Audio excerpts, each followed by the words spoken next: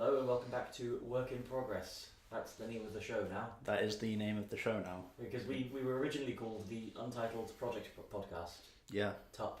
But that already exists.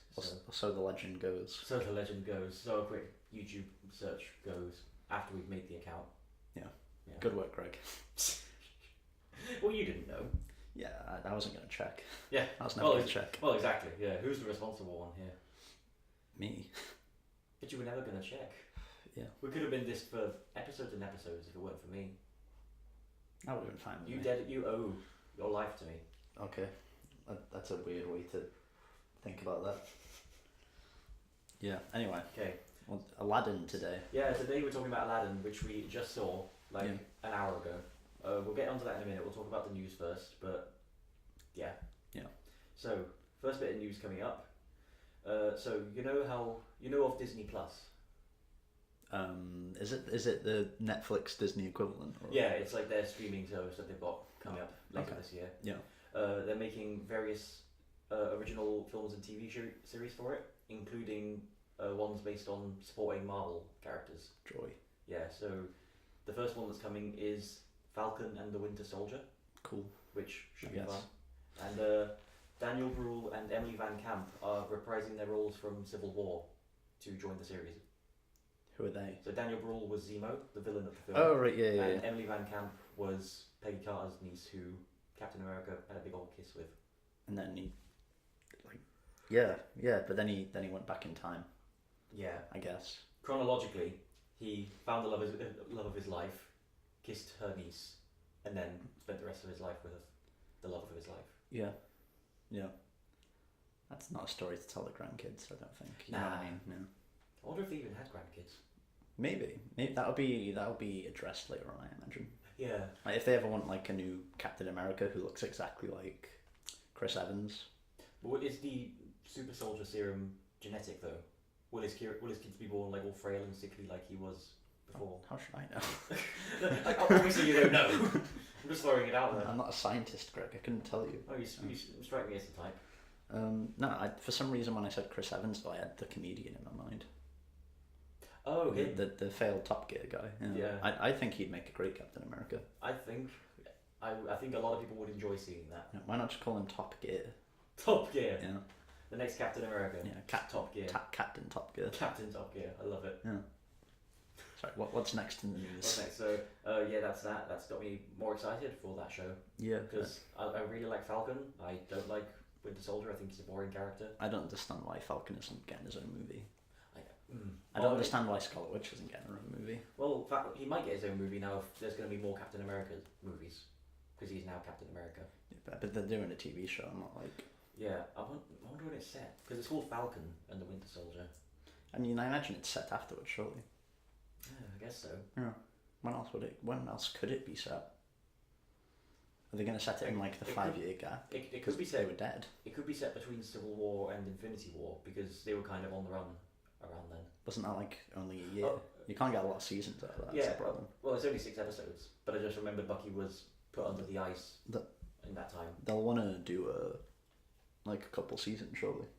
Yeah, probably. Yeah, they've commissioned a miniseries, so just 6 episodes, and I guess they'll just see where it goes after that. I really love the fact that like miniseries are making a comeback. Yeah. Yeah. Have you seen House on the Haunted Hill? Netflix. It's good. I hear it's great, yeah. Yeah, and Night Flyers as well. If anyone has a chance to check out Night Flyers, it's on Netflix. It's a really great little show. Not heard of it. It sounds like a... It's adapted from a George R. R. Martin work. I was going to say, it sounds like the title of a Stephen King Yeah, novel. It's kind of like a Stephen King novel. Like, George R. R. Martin is one of the most insane writers on the planet, really. Yeah. Like, I've read a bunch of A Song of Ice and Fire fan theories. Yeah. And nothing is as fucking insane as what happens in Night Flyer. Yeah. Like that's crazier than all the theories themselves. Yeah. I've read some fucking batshit theories as well. Yeah. I've read one person who thinks that like Cthulhu's going to turn up at the end of the series and just end the world. Who the fuck is that? The Lovecraft guy. Cthulhu. Yeah, the squid monster. Oh right. Yeah. That's a bold claim. Yeah. What's really funny in like the book that Cthulhu is introduced, like a boat rams into his head, and he just kind of puts himself back together and goes back to sleep. That's badass. Yeah, that happened. Yeah, it just casually happens as well. Yeah. Oh, fair play to him. Alright, next bit of news. Yeah, sorry, I went on a bit of a tangent there. No, it's alright. We're here to just talk shit about whatever we want. So Yeah, that is true. So next bit of news. So Cannes is happening. Cannes Film Festival. Oh, right, yeah. I call it Cannes, but I've only ever seen it written. I've never heard anyone say the word. See, I heard of it for the first time in the Mr. Bean movie. And I only have pronunciation ingrained in my head because he just keeps going, Cannes. Is it Mr. Bean's gimmick that he gets like every single thing wrong, speech-wise? He has a funny voice, but he knows like how to speak. You do pronounce can like can. I would say like Teddy, yeah. And you would probably say Teddy. Yeah, and he says Teddy. So he's got like a weird little thing that he does with words. But yeah, it's quite funny. So it could conceivably be Cannes. I mean, it's set in. You don't know. You're basing it off of the expertise of Mr. Bean. Our one true saviour. Yeah. He knows all the answers. I'm gonna get this up right now. What? What? How it's pronounced? Yeah. I mean, okay. Just to play. To actually break down how it's pronounced. Ugh.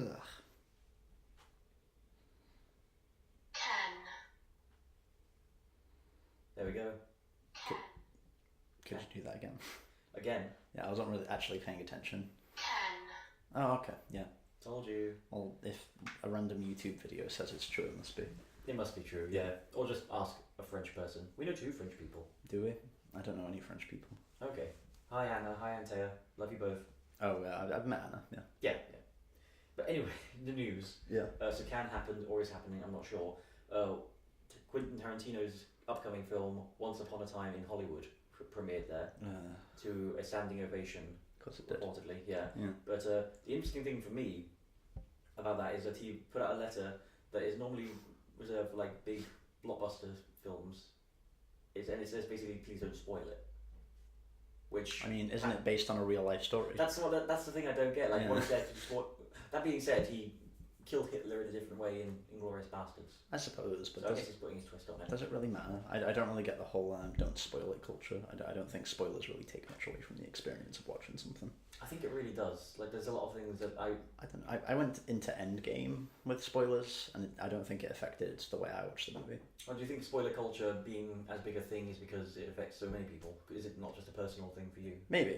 But like, I think when say like, did you read the articles about the dude who got like the shit kicked out of him at an Endgame showing for spoiling it? Oh yeah, when he's like yelled spoilers in the line. I think maybe when you've taken it that far, maybe it's time to like just not give as much of a shit. For sure, yeah. You know, it's a dick move that he did that, but he doesn't deserve to be beaten within an inch of his life. And I'd also say like I've watched films like Psycho and The Sixth Sense, knowing what the twist was going in, and not having anything diminished, knowing that. Yeah, that's fair. Like, that's fair. I'd say like yeah. Yeah, but for me personally, I like going into a film knowing as little as possible. So like if a big reveal happens or there's like a twist or something, I can be like, oh, I didn't see that coming, and that adds a bit of tension to it. But I think Hollywood films follow such like a typical path that most even casual viewers can probably accurately predict what is going to happen.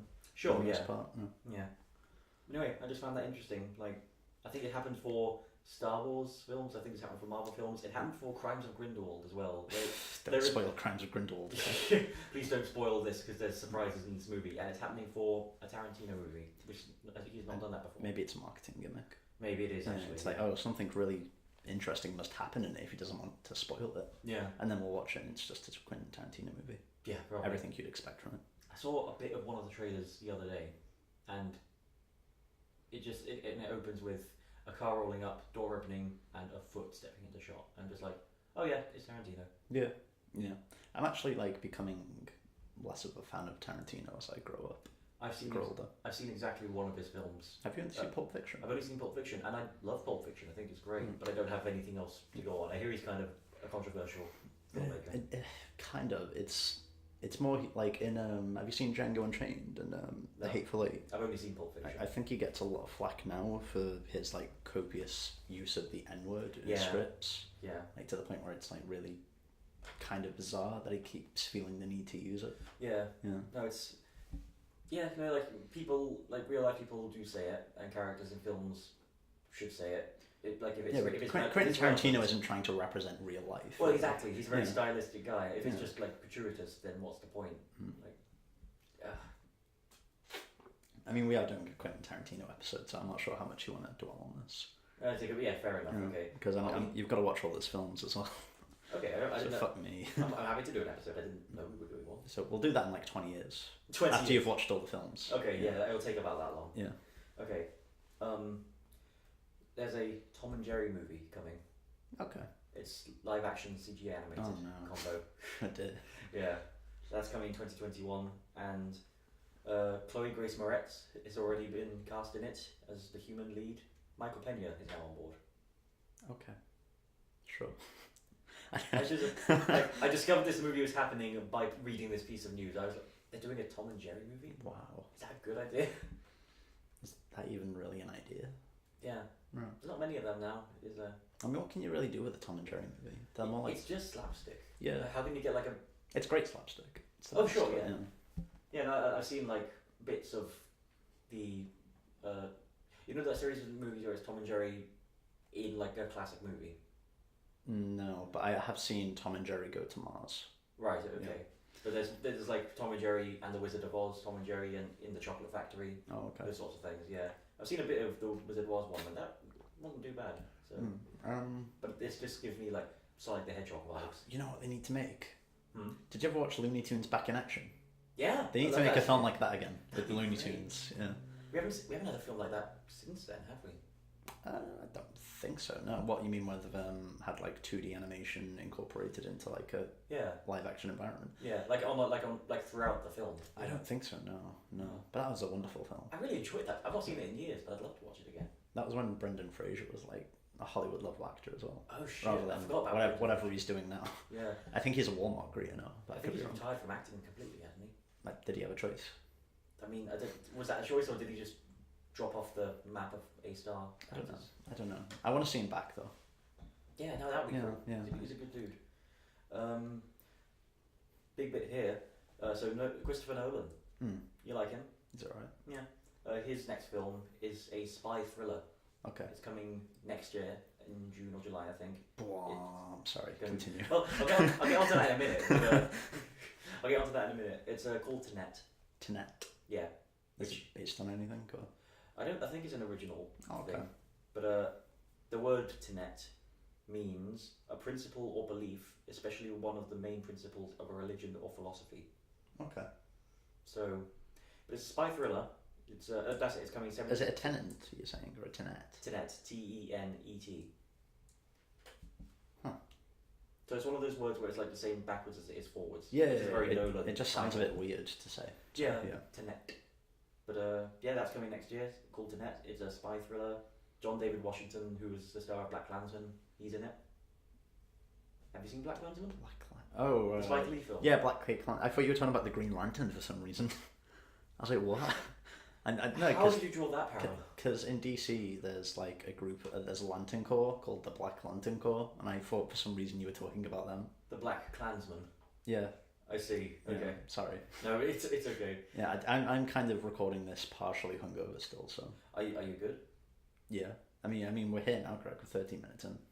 Well, no turning back now. No turning back. Yeah. Oh, I've got to march on. Yeah, that's coming, and that should be good because I like a lot of Nolan's films. Yeah. I saw Interstellar for the first time on the big screen a few months ago, and I heard that was like one of his one that didn't get rave reviews. It got kind of more mixed reviews. Yeah. I thought it was epic. It was alright. I thought it was great. And I don't know how to feel about Christopher Nolan, to be honest with you. He.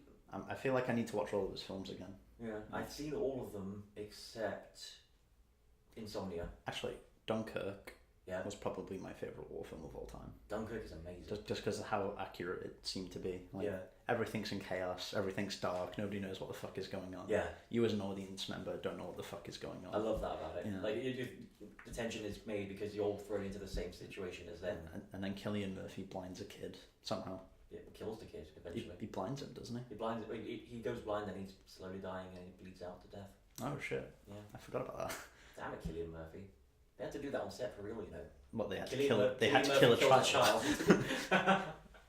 Because Nolan's all about that realism, you know. Yeah, it's for the craft. Did Hans Zimmer actually have to stand there as the kid was dying and just go "Wow" in his face? Oh, that's another thing about Tenet. Hans Zimmer isn't doing the score this time. Oh, who is? Bloody what's his name? I don't know. Oh, Ludwig Göransson. What else has he done? He did Black Panther, which won Best Score. Sure. He also did. He's done Creed. He's done a couple of things. Yeah. But he's a good composer. Okay. That's interesting. Why has he gotten rid of Hans Zimmer?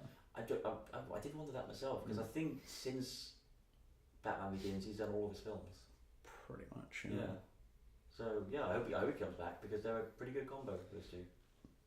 I mean, I'm not the biggest fan of Hans Zimmer's scores, but I do like his work on Batman v Superman. That's one of the ones that is like, for me, that is like overbearingly like Hans Zimmer. No, there aren't as many bombs in Batman vs Superman. I disagree. I think there's way too many. The main theme when Batman is like, I think he's waiting by the bat signal, waiting for Superman. Oh, okay, yeah. That is the one scene where it does go a bit overboard. I'll give you that. Yeah.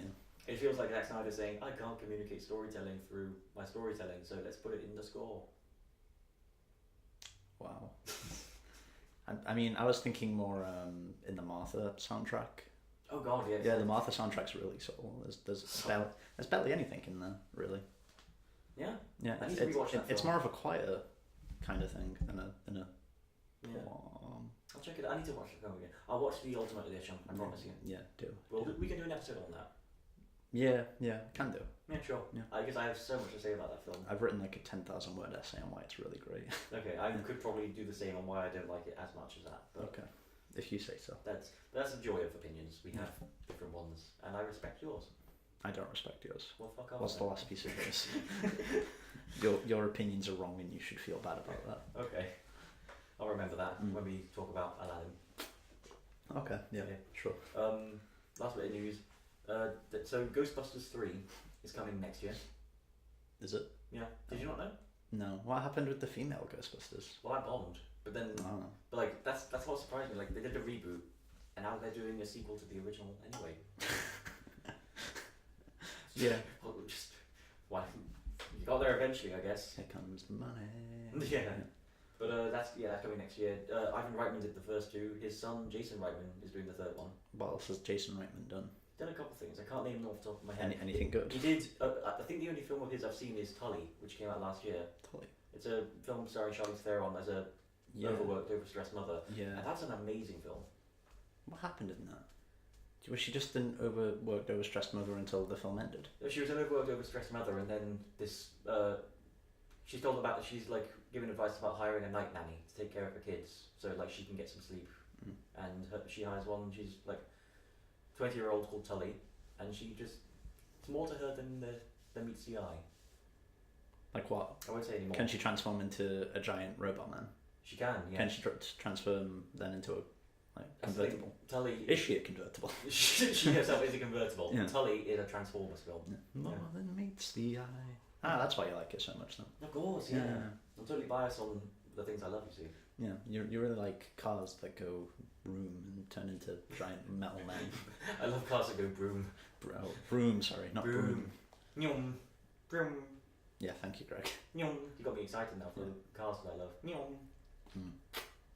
How did you feel about the Cars movies? Like, were they like a dream for you? Or were they like a living nightmare because they can't fully transform into human beings? Just permanently stuck with human faces. Yeah. Embedded in the cars. Yeah. I have not seen the sequels, but I do quite like the first one. I don't love Cars, the vehicles, that much. Okay. That's right then. Yeah. Anyway. Ghostbusters, yeah. So yeah, Ghostbusters 3 is coming, but Dan Aykroyd, he wrote the first two and was in them. Yeah. He has also written a Ghostbusters prequel. Dan Aykroyd is like such a weird character. As a person? He's like a big time conspiracy theorist. Is he? So much so that he actually created his own vodka that comes in like the crystal skull. Distorts your perception on time. Yeah. Do you kind of have like an idea of what the crystal skull conspiracy theory is? No. Like it's Indiana Jones, the Kingdom of the Crystal is somewhat based on it. I can't remember off the top of my head. Okay. But like Dan Aykroyd believes it so much that he's created a vodka. Which comes in the crystal skulls. I'm not sure if it's Fair like play to him. I'm not sure if it's a weird marketing thing or that he actually. I swear in an interview I watched him once, he said that aliens will not communicate with Earthlings, especially after 9/11 or something to that like. Something to that effect. Yeah. I'm looking it up. Top results for Dan Aykroyd after his name is vodka. Crystal Head Vodka is a brand of vodka manufactured by Globeville Inc. in Newfoundland and Labrador, Canada. It was conceived and founded by actor Dan Aykroyd in 2007. Yeah. Type in Dan Aykroyd conspiracies. Okay. Dan Aykroyd Coneheads. It's a film from the 90s that he was in. Conspiracy. Dan Aykroyd talks UFOs and the Men in Black. See what I mean already? This man. Okay, so we got 2 results for Dan Aykroyd and talking about UFOs, and then after that is just this man went insane to prove every Adam Sandler movie is connected. That's the next result. What does that one say? Fuck Dan Aykroyd. Yeah. Oh, it mentions Dan Aykroyd in the article. That's why. Okay. What does the actual article say? Let's have a look. We've gone completely off the rails here, as usual. We've still got Aladdin to go, yeah. YouTuber Sean Cohn watched every single Adam Sandler movie in existence so he could prove the existence of the Sandlerverse. And never has there been a worthier sacrifice. Continue. The theory first unravelled when Cohn noticed that Dan Aykroyd's character in 51st Dates mentions a company called Callahan Autos from Sandusky, Ohio, the same company which Aykroyd's character in Tommy Boy works for. He then realised 51st Dates' 10-second Tom character, who suffers from the same short-term memory loss as Drew Barrymore's character in the film, also turns up in Blended, suffering from the exact same condition, a film released 10 years later which stars Sandler and Barrymore. This means nothing to me, I've not seen a single Adam Sandler. We're in the looking glass here, people. This feels like Hulk explaining time travel. Yeah, I've actually seen all of these films as well. Yeah. I tell a lie, I've seen Happy Gilmore, but I think that's it. I like that one. Yeah. Everyone likes that one. Yeah, it's one of the ones that people say, oh, that's the good one. Yeah. Sure. Yeah. Anyway. Yeah, sorry. That's okay. So that's all oh no, we got one bit of news. So DreamWorks Animation. Yeah. They have an upcoming movie called Abominable, which is about a girl who finds a Yeti on her roof and she wants to take it to Everest to live. Is it a documentary? That'd be cool as hell, wouldn't it? But no, it just looks like a fun family film, and I thought I'd bring it up because I will probably cry at it based on the trailer. What happens in the trailer? She finds this Yeti that she names Everest on top of her roof, and there's this government lot trying to get it back because they had captured it, but it escaped. Is it like E.T. with Yetis? Basically, yeah. But it looks sweet. I think it could be fun. I really hope when they make it to the Himalayas, like another abominable snowman shows up out of nowhere and just shouts, "Welcome to the Himalayas!" And then from Monsters and then Sully shows up. It's all connected, you see. And then Nick Fury shows up. We have a proposition for you, Sully. I'm going to talk to you about the Abominable Initiative. We need to stop Mike Wazowski. Mike Wazowski. Who will be on this team? Sully. Randall. Okay. The little girl. Yeah. The Yeti. Yeah. Why is Jafar. Jafar. Why is Randall on the team and Mike Wazowski is the villain? I just feel like it would be a little neat switch. For sure. A little bit of drama. Mike Wazowski goes a bit insane. Doolally tap his girlfriend dies or something. Oh fuck. And then he goes like completely mad, and then Randall has a redemption arc where he's like, we need to stop Mike Wazowski. Because in canon, in Monsters Inc. University. Tell me about Monsters Inc. canon. In Monsters Inc. University, Randall actually starts out as a really nice kid. Oh, I heard about it. I've not seen Monsters University. But then he kind of becomes a douche towards the end. I've seen the reason he's like all like slanted, like his eyes are all kind of like, his eyes are kind of closed all the time. Yeah. It's because he lost his glasses. Yeah. Which is quite funny. It's a good joke. Yeah. I feel sorry for Randall, to be honest with you. He's the unsung hero. Yeah. Because he was really nervous in Monsters University when he first meets Mike. Yeah. He's like, oh, I'm sorry, Mike. No. Yeah. And then he becomes a douche. And then he gets transported to another universe where someone beats him to death with a mop or something. Hillbillies in a caravan mistaken for an alligator and beat him to death with a shovel. Jesus. What a way to go out. Yeah. Poor guy. Anyway, that's all the news. Do you want to talk about Aladdin? Yes. Okay. Yes. So is this the non-spoiler section? Yeah, we're gonna do like a few minutes of non-spoilers just in case you want to see it and you haven't seen it yet. But then we'll give you the warning on when we talk spoilers. That being said, if you've seen the original Aladdin, there's not a whole lot of difference. There's a couple, but not. Yeah. It's not hugely. If you get the same beats, really. Yeah. I'm just gonna look up a couple of things about it real Oh, quick. okay. Do you have anything to say? Do you want to start this off? Talk about your experience watching. Well, we'll just say, for all I can really say without going into spoilers is that it is actually surprisingly really good. It's my second favourite of the Disney remakes. Oh yeah? Yeah. Followed by Maleficent. Which... Oh no, before Maleficent, sorry. Maleficent's still number one. So Maleficent and then Aladdin. Yeah. Well, it's a neat little musical, this one. Yeah, no, I went in with pretty low expectations. I think everyone did. Yeah, like the trailers did not sell it well, but I don't think it started off super well, but I kind of eased into it after a while, and by the end I had a really good time. I will say this about the main character. I don't know the dude. Yeah, I don't know who played him. I don't know how you pronounce it. Mina Masood. If they ever make a Prince of Persia movie or an Assassin's Creed movie, he needs to be the lead. Oh yeah, desperately. Yeah, he's got a good physique for that sort of thing. Not even that. If you just need like, I don't know, is there a generic superhero character he can play, Greg? I'm not aware. I'm only aware of superheroes when they hit the big screen. The Human Torch. He could be a good Human Torch, yeah. Yeah. Or he's too maybe youthful to be Reed Richards. So. He's 27, so yeah, maybe not Reed Richards. Do you know who would make a good Reed Richards? Miles you... Teller. I don't know why anyone hasn't thought of that. I know. That's an inspired choice, and I don't think the film would falter for that. He's got such an elderly face and just an elderly demeanour. You know what I mean? don't they all? Yeah. There's no authority to him. Yeah. Oh man. But yeah, no, I haven't thought about where I would place it in my ranking of the remakes. I've seen all of them except for, if we're counting the Alice in Wonderland movies that Tim Burton did, I have not seen the second one of that. That was the second one? Yeah, they did Through the Looking Glass, and it bombed horribly. God. So the first Alice in Wonderland by Tim Burton made $1 billion. Yeah. How does that work? Tim Burton was still kind of a name then, I think. Yeah. Now it's kind of like a joke. Yeah, it's like, a Tim Burton movie. Yeah. You almost know exactly what you're going to get in terms of the visuals of it. Exactly, yeah. Okay, I've got my rankings here. I've seen there's 8 of them. Yeah. Maleficent is at the bottom for me. Okay. Didn't like it. Then it's Alice in Wonderland. Then Dumbo. Then I'd say Beauty and the Beast, and then Aladdin, I think. Yeah. Then Cinderella, Pete's Dragon, Christopher Robin, Jungle Book. Jesus. Oh yeah, Jungle Book was really good as well, wasn't it? I fucking loved the Jungle Book. That was a great surprise. I hated Beauty and the Beast.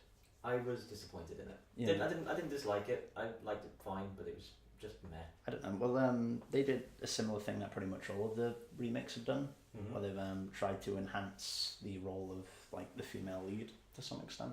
For sure. They kind of went over the top with Belle, because Belle was fine beforehand. Yeah, she was the main character.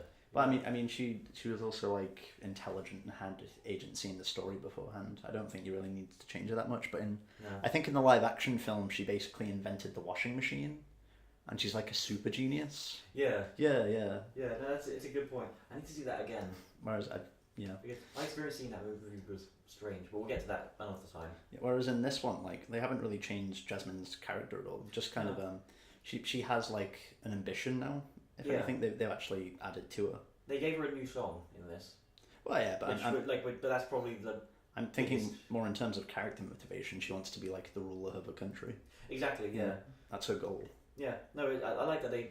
I like that they did that for her. Yeah. Like that's a good motivation. Because I don't know what a motivation is in the animated movies. I can't remember. I should have rewatched it. I should have rewatched the original before doing this. I don't think she really has one. I can't remember. Yeah, she might not. But I do love the original, and I do prefer it to this. But I actually don't believe it or not. Oh really? Yeah. Will Smith's genie was enough to actually charm me into really liking this movie. Yeah. As strange as that sounds. I thought, like he did a bit more Robin Williams riffing than I expected him to. Like he leaned into it a little, but he still had a really good presence about it, and I think he was a great choice. Yeah. I thought it was really funny at times. I actually don't think the Robin Williams stuff was his idea. When he was like being Will Smith. Yeah. Like just cool Will Smith. Yeah. He was really great. Yeah, for sure. Yeah. Like, and it's kind of like when the genie shows up, tonally it kind of becomes a completely different movie. But it's kind of the same in the original, but that's a cartoon, so it kind of gets away with it. Yeah, it is a bit more transparent in this one, isn't it? Yeah. But considering what the trailer showed us, I thought they demonstrated the transition to live action quite well. Those trailers weren't the worst trailers ever. Like the Ghostbusters 2016 was still the worst trailer ever. That's a bad trailer. The trailers for this weren't great for it. No, they weren't. Yeah, if you're hyping it up. Yeah, but I really liked Mina Masood. I really don't know how to pronounce it. If you're listening to this, Mina, I'm sorry. Isn't it Mina? M-E-N-A. Yeah, Mina. You're saying Mina. Mina, yeah. Yeah, like it's an M. Yeah, I thought it was two M's. No, it's M-E-N-A. Is it? Yeah. Oh, okay. Yeah, she was good. Yeah, the leads in this were really good. Yeah. No, I think... I didn't like Jafar. No, I was going to say, Jafar is the weak point for me. I don't think he was as imposing either as the original or as he was made out to be in this film. Yeah, there's actually a really funny scene with Jafar. Well, a really funny segment with Jafar. I'm not sure if you caught it. Where? When okay, so are we journeying into spoilers now? Yeah, let's do I guess if you've never seen the cartoon version, this is a spoiler. But yeah, we'll say spoilers from now on. But we both had quite a good time. Yeah. When the cave first snaps shut and he realizes he doesn't have the lamp, he raises his hands to about cheekbone height. He looks up to the sky. And he just spins on the spot going, no! And he spins for some reason. Well, I don't think he doesn't spin. No, he steps, he spins. He moves it. No, he moves his body. Both of them move. Huh. Yeah. Okay, I didn't pick up on that, no. I realised that, the guards are just kind of standing there watching him do this. I know just something similar. It's when Jasmine has a big song when she's being taken away by the guards. And when she starts singing, one of the guards just kind of looks over at her. And then it cuts to something else, and it cuts back to her singing, and then there's a point where they both just look at her like, "What are you doing?" Yeah, at first, I thought she had gained the ability to disintegrate people. I thought this was taking place in 2017 in the MCU when Thanos snapped his fingers. Wouldn't it be 2018? Apparently, I thought so, and that would make more sense. But apparently, the timeline says 2017. I hate the timeline. The timeline is fucked. Yeah, the continuity in the series has now gone to shit. Yeah, it's not as bad as X-Men, but it's still... No, nothing can be as bad as X-Men. Yeah. You'd have to go out of your way to self-sabotage to be at the X-Men continuity level right now. It's amazing that they made a whole film dedicated to fixing it up and then just not stick to it. Which one was... Days of Future Past, yeah. So they fixed up all the timeline stuff and then just buggered it. Then they ruined it. Yeah. They didn't even try. Yeah. How did you feel about the parrot? Because I quite liked the parrot in this. I didn't mind him. He was just a normal parrot this time. He wasn't like Gilbert Godfrey. Yeah, he was voiced by Alan Tudyk this time. But why did he? Oh, was he? Yeah. Oh, okay, cool. Well, he's for the last 10 years or so, he's been a staple of Disney films. Has he? Oh, yeah. Okay. Cool. All the animated films that they've done that aren't Pixar, he's had a voice role in them. Cool. Yeah. But I thought he was good in this, but he kind of... I thought he was actually funnier, to be honest with you. I disagree. No, because Gilbert Godfrey has a really annoying voice.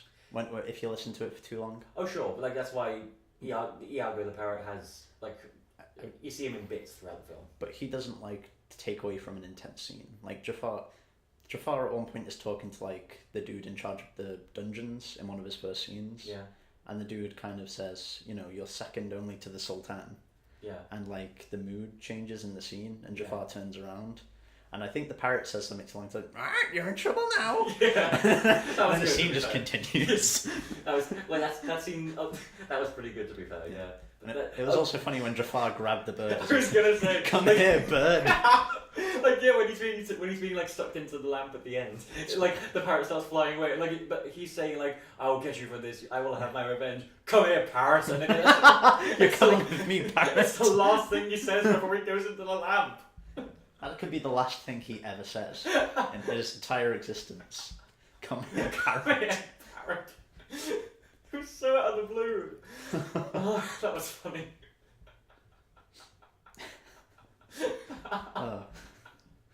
Oh man, that's got me.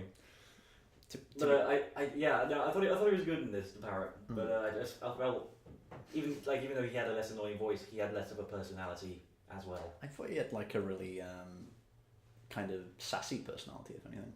No, I didn't feel we got enough of that. Just his comments, like I think it was when yeah. By the way, Disney somehow managed to find a way to shoehorn like a bunch of white people into this movie, strangely. But when she's meeting that prince for the first time. Yeah, the Swedish prince. Yeah, and he notices the tiger, like Jasmine's tiger, and he's like, "Ooh, that's a pretty tiger." And the parrot just goes, "Wah, I think he likes you." I didn't hear that. Yeah. So that's why I love the parrot in this. You have a great parrot voice, by the way. I used to own a parrot. Oh, did you? I had it in my bedroom for like 3 years. Right. Yeah. Sorry, that's funny. Yeah. I've never heard you do a parrot voice before. That's really good. Well, there's not many contexts where it actually comes up, you know what I mean? Sure, yeah. Thank God we're doing a podcast about a film that features a parrot. Yeah. Yeah. I love the parrot. The parrot's my new favourite character. He was good, yeah. I love they somehow featured in a Will Smith movie a rewind time reference. Did you catch that? I did, yeah. That was also just a great scene in general. That was a great scene. That was very Will Smith. Yeah. No, there's a bit when so like in the original film, Aladdin tricks the genie into getting him out of the Cave of Wonders without using one of his wishes. And he does the same here, but rather than be surprised about it, the genie is just like, let's rewind that. And then it's like the whole thing. He rewinds reality itself. He rewinds reality itself and shows the same scene again on the screen as he and other people are just watching it in a cinema. Yeah. And then he breaks the fourth wall. He does, yeah. That's a new one. Yeah. And then the film just keeps going. Yeah. No, I thought the genie was great in this. Like he had a good touch from Will Smith, yeah. Yeah. Well, I liked him. I think I liked him more in his like Will Smith form than his genie form, to be honest. I mean, I liked him in both, to be honest. Oh yeah, same. But I think I preferred his interactions with Aladdin. Yeah, I will say this: the interactions of Aladdin in this aren't as sentimental as the Robin Williams one. No, but I think that's just because Robin Williams is a better actor than Will Smith. Yeah, no sure. offense, Will Smith. No. Yeah, that's nothing to be ashamed of. Yeah, no, he is phenomenal. Will Smith is a good actor, but Robin Williams was on another level. Yeah, Robin Williams is in Good Will Hunting. You've got no chance. Yeah. Like at the end of the original when they say goodbye to each other. It's like, you'll always be a prince to me. Yeah. Do. Sorry, I actually don't know how to do that tune. What tune was that? Do. Like, it's too high. Like my voice breaks. Right. Try it. Yeah. I don't know what tune you're trying to do. Careless Whispers. Oh, Careless Whispers. I'm never gonna dance again. Yeah. Way I dance with you.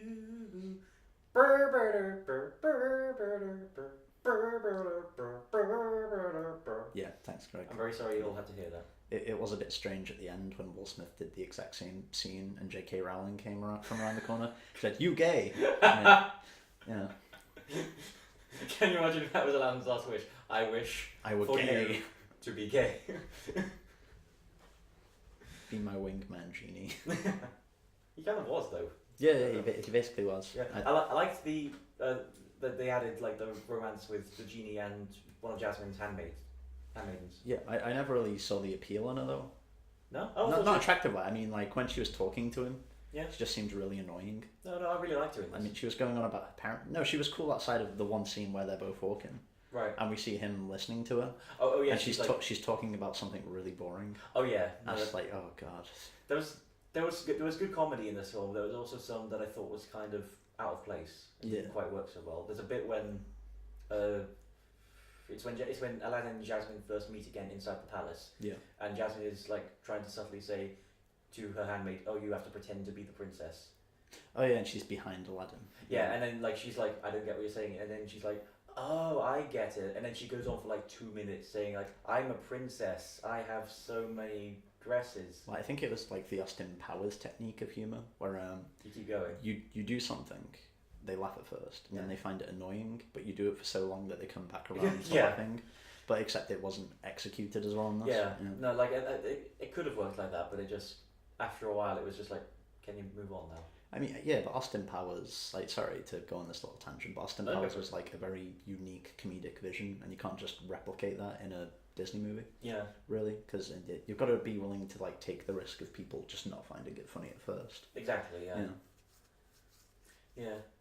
No, like otherwise I thought. Yeah, no. Otherwise I liked her scenes mostly. Yeah, I mean, yeah. Again, the two leads in this were great. Yeah. Jasmine's songs, I actually don't remember her songs at all, unfortunately. What was it called? Speechless.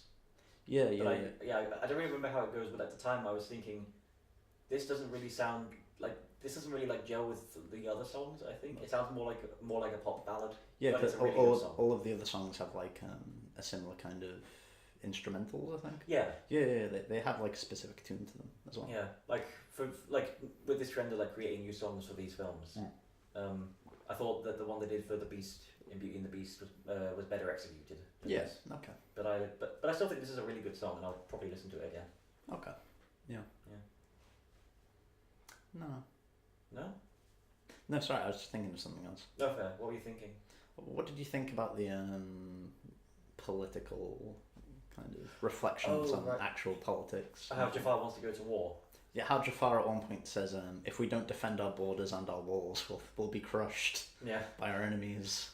Yeah, and Jasmine's like not necessarily more accomplished, but she's more of a student of the state. Yeah. And she's got a genuine interest in helping her people. Yeah, right. Yeah, and she actually wants to lead, which the podcast that I had a rant about this hasn't been released yet. But I have a big problem with writers always writing characters who don't want to be in positions of leadership, and then everyone around them saying, "Oh yeah, but because you don't want to be a leader, you're the perfect leader." Exactly. Yeah. Like you don't value like power or money, so you are the right person to do this thing you have no interest in. You have no idea how to tax someone or like. Yeah. Distribute crops. So you're perfect. Yeah. Get in there. Yeah, exactly. But no, like that doesn't happen in here, and it's like it's a good wish to like help the people, lead the country. I really liked Jasmine's character in this. To be fair. Yeah, I thought she was great. I thought she was pretty well rounded. But yeah. I'm trying to think who else was in this movie. The Sultan got more to do than I expected. He lost character in this, I thought. Yeah. Oh yeah, I liked him more in the original. He had more personality. He's more bumbling in the original. Yeah.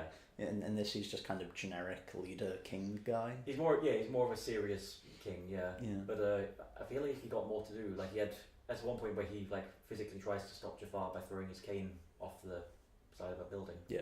Yeah. And then Jafar just kind of laughs at him. Yeah, and he like Thor's hammer just brings it back to his hand. Yeah.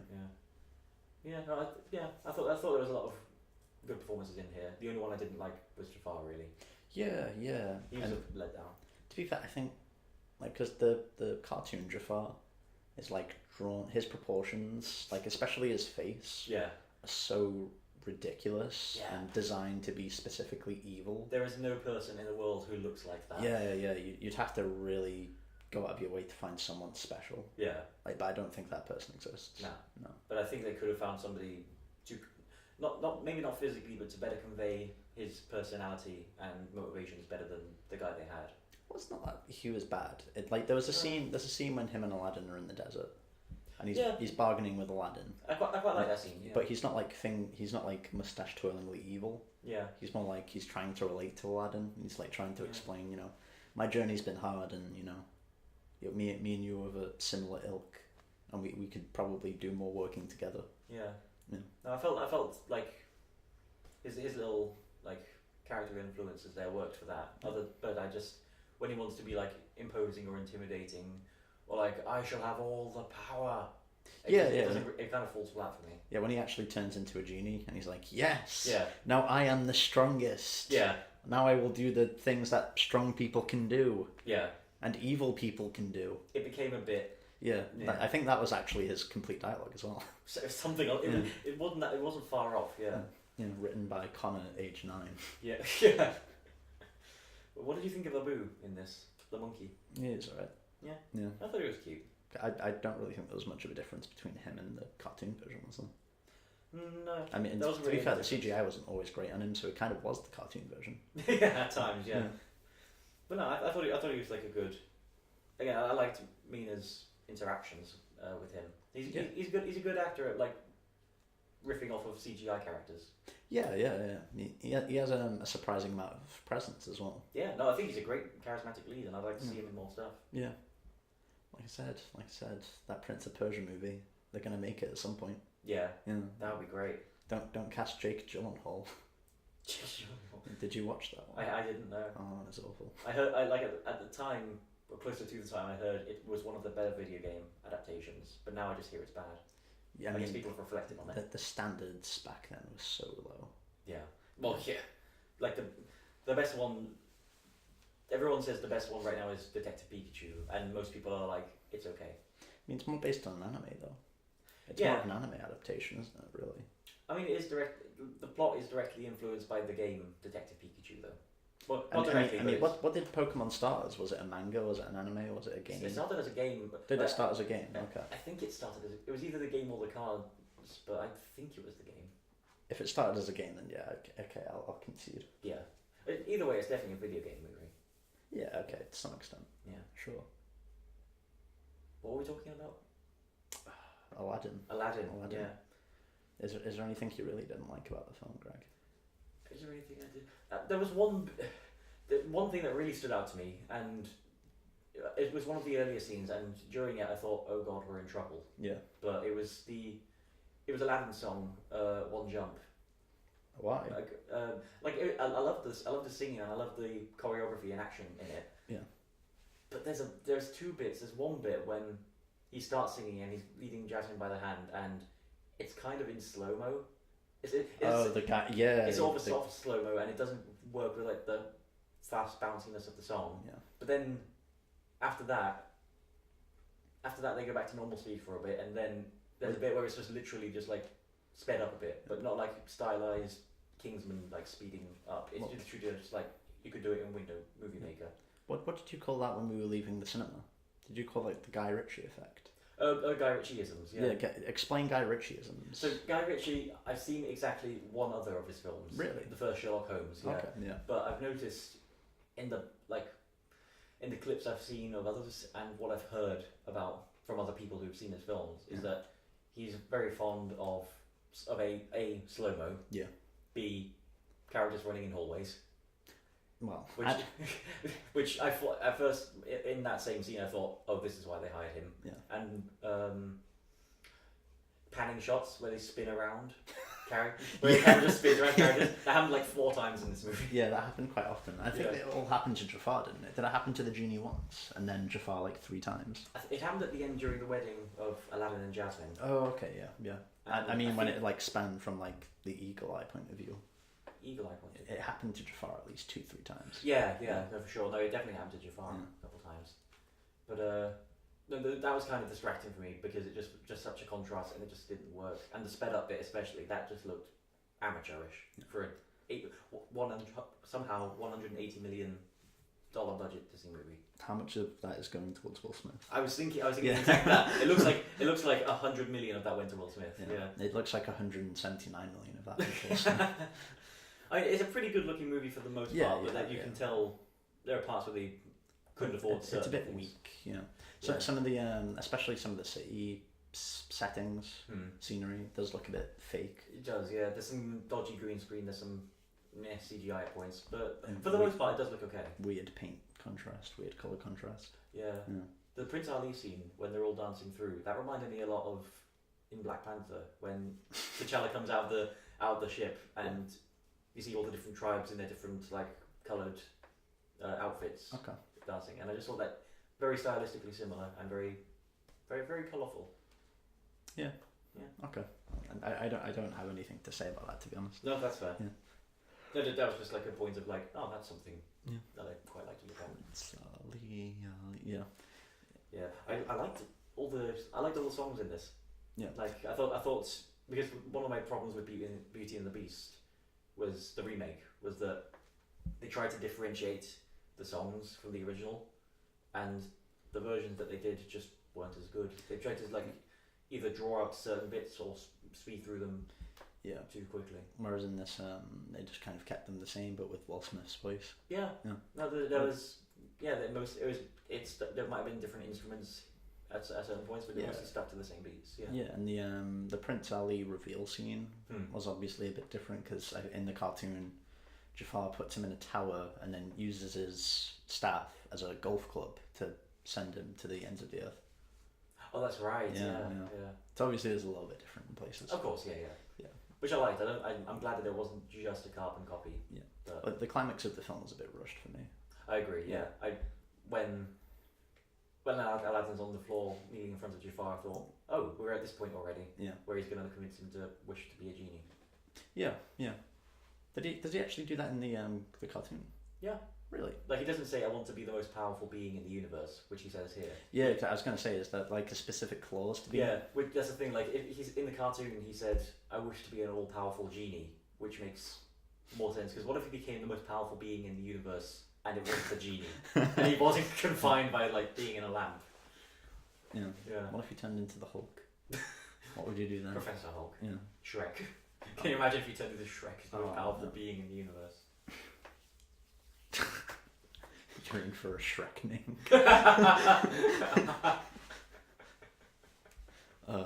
That's funny. Come here, bird. Oh no, come here, parrot. Come here, parrot. What was it? Come here, parrot, or parrot, you're coming with me. I think it might have been parrot, you're coming with me, but it's either way, it's so funny. I actually can't wait now for the live action remake of Hunchback.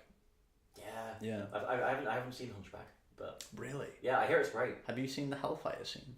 No, but I hear that's like one of the darker, more powerful. It's my favorite villain song of all time. Yeah. Yeah, just because it's like he's actually a character. He's not some evil menace who just wants to take over the world. Like what he wants is bad, but it makes sense. Yeah, he's kind of like a weird, neurotic authoritarian type. Yeah. And he's very much into the don't sinning thing. Right. But he also wants to shag Esmeralda. Like in like the narrative of the film, that's not me like interpreting things. Oh no, sure. He really wants to fuck Esmeralda, but she's also a gypsy, so he has like a racial prejudice against her. Right. Okay. Yeah. So it's like that. What's the word? I don't know. What is the word? I'm trying to think. What is it? It's basically like it's a discussion on like the. What is the word? The double-sidedness of religion, I guess. Kind of. It's like, more. It's more about his own two-facedness. Like the film isn't trying to comment on religion. No, sure, but like.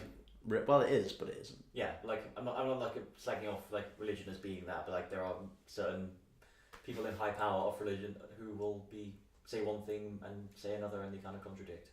Yeah. Okay. He's kind of like that. Okay. Cool. There is a scene where he tries to burn her at the stake. Fuck. But he says, well, if you basically if you go out with me, I won't do it. That's his ultimatum to her or something. Bloody hell, okay.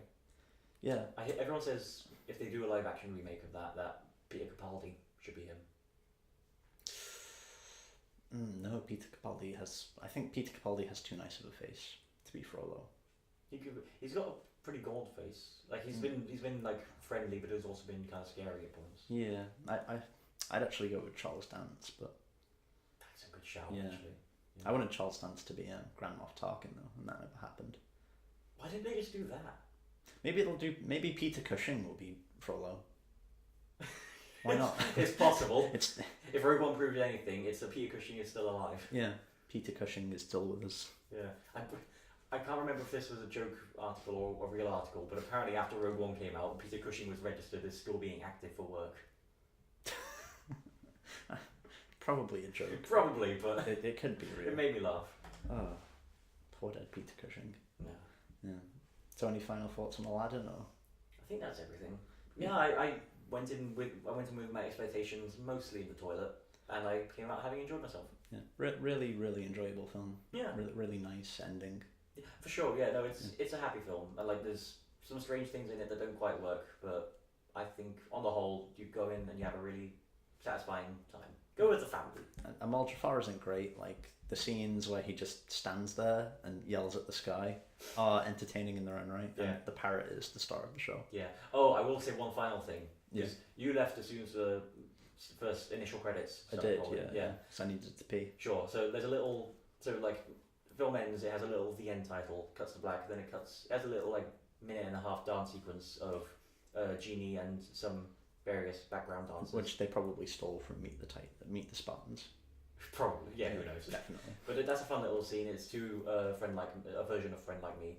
Then that ends, and then the main credits start rolling, and the first thing you hear is DJ Khaled. What, really? Yeah, it's a Will Smith and DJ Khaled do a version of Friend Like Me, and just after Aladdin, that was just the most like bizarre chunk. Oh. If we ever do a remake of the Lord of the Rings trilogy, I want DJ Khaled name as the credits start rolling. I'm DJ Khaled.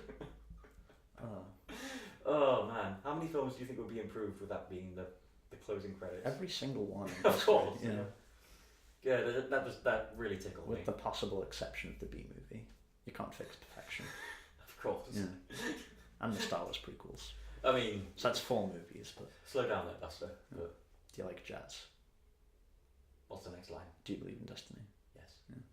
It's the same answer. Yeah. Yeah, fair enough. Yes, yes. Alright, I think that's everything we have to say. Yeah. Don't forget to like, comment, subscribe. Oh yeah, all that shizzle. Follow us on what do you use, Greg? I've Facebook for everything really. If you want to befriend us or follow us on Facebook, you can also follow Greg on Grindr and I think Dogs Trust.